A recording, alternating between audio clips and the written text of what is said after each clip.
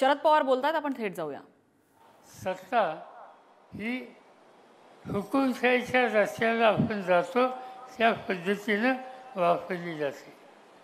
तुम्हाला झारखंड नावाचं राज्य आहे माहिती आहे का? झारखंड नावाचं राज्य आहे, आदिवासींचं राज्य.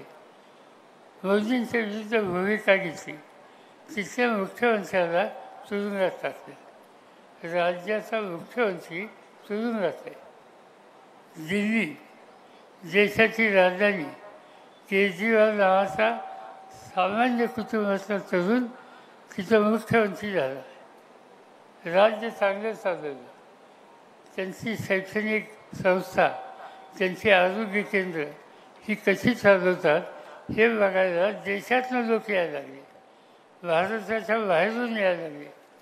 चांगलं राजकारणाला आज तुरुंगात आहे.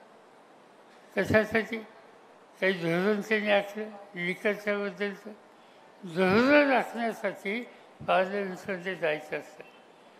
आता सुप्रियांनी सांगितलं की पार्लमेंटमध्ये आम्ही गेलो आणि कामगारांचं धोरण याच्यात